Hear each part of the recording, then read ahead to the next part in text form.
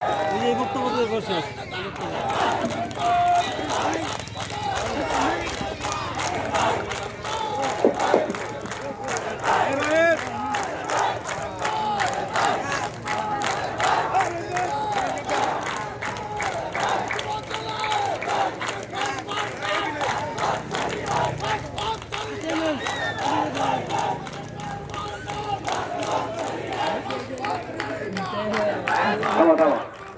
বিসমিল্লাহিররহমানিররহিম।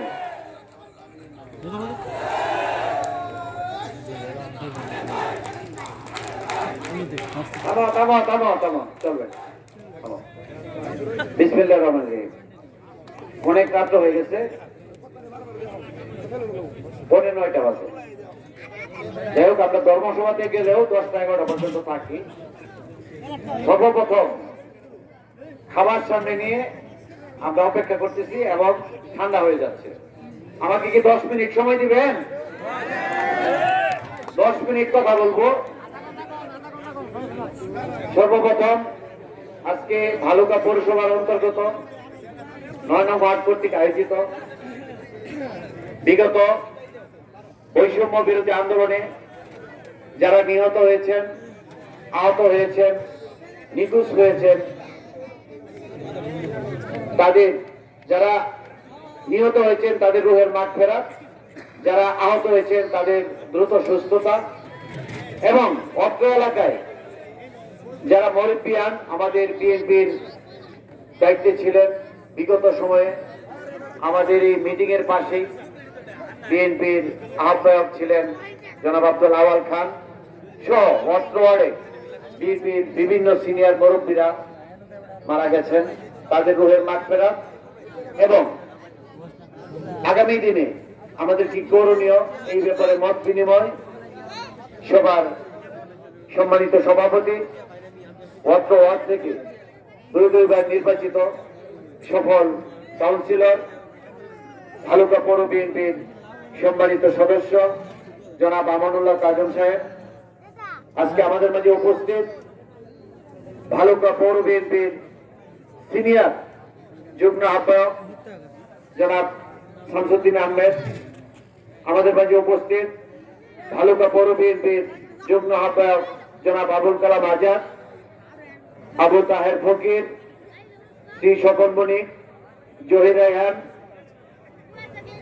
আমাদের মাঝে উপস্থিত, বাংলাদেশ জাতীয়তাবাদী যুবদল ভালুকা উপজেলা শাখার সংগ্রামী সভাপতি, ঐতিহ্যবাহী চৌধুরী পরিবারের সন্তান জনাব আতিকুল্লাহ চৌধুরী সাহেবের সন্তান জনাব তারিকুল্লাহ চৌধুরী উপস্থিত, অত্র ওয়ার্ডের কৃতি সন্তান ভালুকা বিএনপির সাবেক 2বারের সাংগঠনিক সম্পাদক, বাংলাদেশ জাতীয়তাবাদী কৃষক দল ভালুকা উপজেলা শাখার সাবেক সভাপতি, বাংলাদেশ জাতীয়তাবাদী কৃষক দল কেন্দ্রীয় নির্বাহী কমিটির অন্যতম সদস্য, ভালুকা উপজেলা বিএনপির সম্মানিত সদস্য জনাব সিরাজুল ইসলাম ঢালি আমাদের মাঝে উপস্থিত,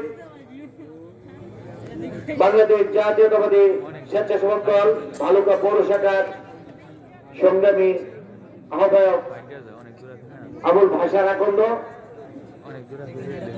বাংলাদেশ জাতীয়তাবাদী শ্রমিক দল ভালুকা পৌর শাখার সংগ্রামী ভারপ্রাপ্ত সভাপতি মাহবুব মোল্লা, সাধারণ সম্পাদক সাদ্দাম হোসেন, বাংলাদেশ জাতীয়তাবাদী স্বেচ্ছাসেবক দল ভালুকা পৌর শাখার সংগ্রামী যুগ্ম আহ্বায়ক রমজান আলী ফকির, ইঞ্জিনিয়ার আনসারুল, যুগ্ম আহ্বায়ক স্বেচ্ছাসেবক দল ভালুকা পৌর শাখার গিয়াস মোহাম্মদ শুভ, বাংলাদেশ জাতীয়তাবাদী যুবদল ভালুকা পৌর শাখার সংগ্রামী নেতা ইফরাত হোসেন খান সুহাগ উপস্থিত, বাংলাদেশ জাতীয়তাবাদী দল ভালুকা পৌর বিএনপির সম্মানিত সদস্যবৃন্দ, বিভিন্ন ওয়ার্ড থেকে আগত সম্মানিত সাবেক সভাপতি, সাধারণ সম্পাদক বৃন্দ আমাদের মাঝে উপস্থিত, ভালুকা বাজাজ ক্লাবের সম্মানিত সভাপতি রাফিউল্লাহ চৌধুরী আমাদের মাঝে উপস্থিত, অত্র ওয়ার্ডের ছাত্রদল নেতা নয়না আহমেদ পলাশ, আমাদের মাঝে উপস্থিত বাংলাদেশ জাতীয়তাবাদী কৃষক দল ভালুকা পৌরসভার সংগ্রামী আহ্বায়ক খায়রুল ইসলাম, যুবদল নেতা রুহুল আমিন, বাবুল আতিক, বাংলাদেশ জাতীয়তাবাদী মুক্তিযোদ্ধা প্রজন্ম দলের সম্মানিত সাধারণ সম্পাদক শফিকুল ইসলাম এবং আমি পৌর বিএনপির অনেক সদস্য এখানে উপস্থিত হয়েছেন। আমি নাম বলে ফেলি: আতাউর রহমান আতা, শাহাবুদ্দিন খান, তারপরে আমাদের মাঝে আবুল বাশার, 1 নং ওয়ার্ড থেকে আলম, আমাদের করিম মোল্লা, আমিনুল ইসলাম পাপ্পু, 6 নং ওয়ার্ডের সাবেক সাধারণ সম্পাদক পৌর বিএনপি সদস্য বাদল মোল্লা। আমি তো আসলে কয়জনে না করবো। আজকে আমাদের এখানে পৌরসভার একটি মিলন মেলা হয়েছে, এই ধরনের বলছি 7 নং ওয়ার্ডের কাউন্সিলর নাম বলছি, আমাদের 3 নং ওয়ার্ডের নুরুল ইসলাম, আরো অত্র ওয়ার্ডের 1 নং ওয়ার্ড থেকে আগত সম্মানিত নেতৃবৃন্দ, আমাকে ক্ষমা করবেন, নাম বলতে গেলে অনেক সময় লাগবে। আমাদের পৌর বিএনপি সদস্য জাকারিয়া কামাল, আমি আর মানে সবার নামই বলতে হয় যারা এখানে উপস্থিত হয়েছে, আমি ক্ষমা চেয়ে নিচ্ছি।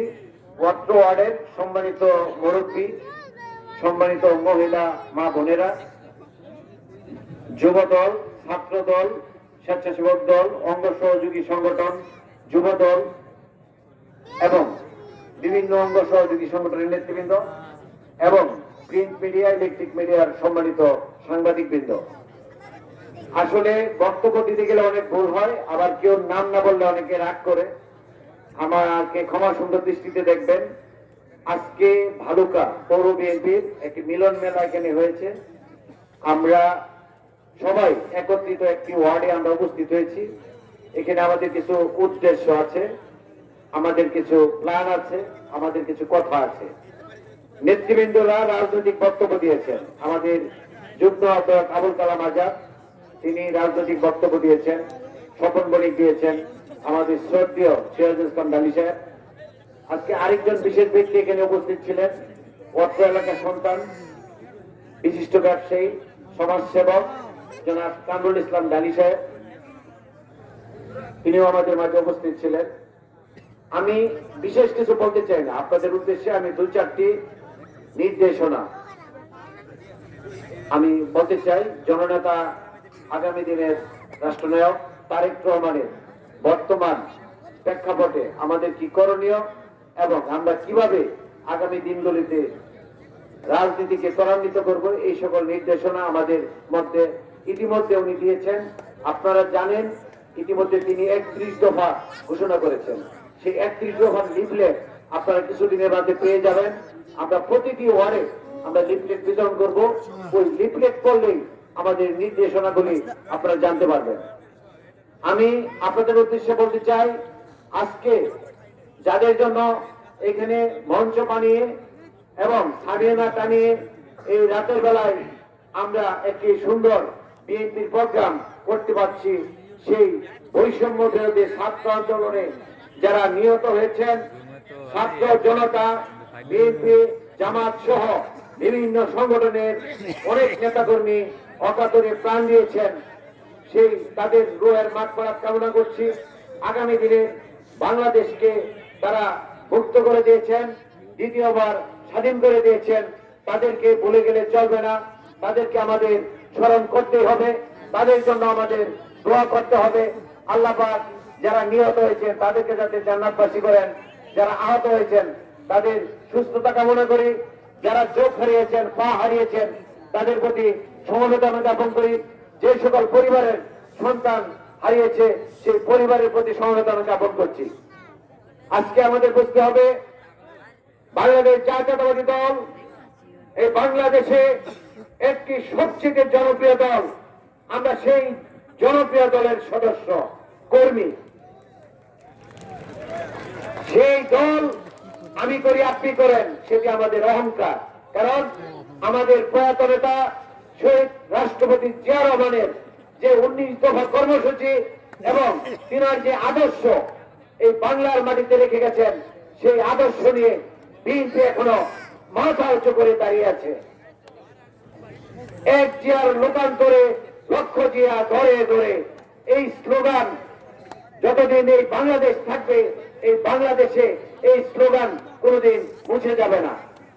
কারণ আমরা জিয়ার কাছ থেকে কি পেয়েছি? আদর্শ পেয়েছি, সততা পেয়েছি।